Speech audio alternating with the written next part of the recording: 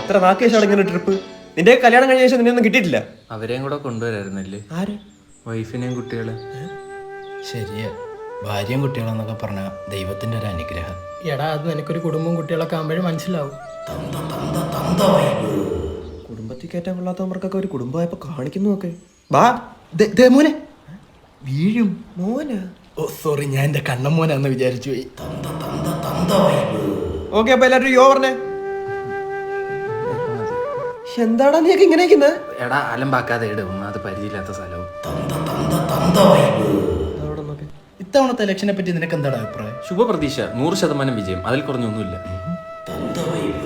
ഇന്നലെ എന്റെ വൈഫിന്റെ അച്ഛൻ വീട്ടിൽ ഉണ്ടായിരുന്നല്ലേ? അത് പറഞ്ഞപ്പോഴാണ് ഇന്നലെ ഒരു മുട്ട മിറ്റ് കിടന്നു. ഇന്നലെ കഴിച്ചോണ്ടിരിക്കാതെ 2 തവി ചോറൂടെ അധികം ഇട്ട് പുള്ളി എന്റെ അടുത്ത് പറയാം, ഇത് തീറ്റ മത്സരമല്ലെന്ന്.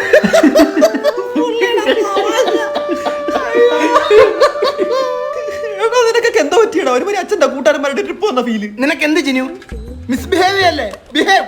ഓ, നിന്നെയൊക്കെ ഓണാക്കാൻ പറ്റിയ സാധനം എൻ്റെ ഉണ്ട്. നീ മറ്റേ ഷർട്ട് പിക്കുണ്ടായിരുന്നോ? ഇല്ല. കല്യാണം കഴിച്ച് പോണ്ട ഒരു കുട്ടിയല്ലേടാ അത്?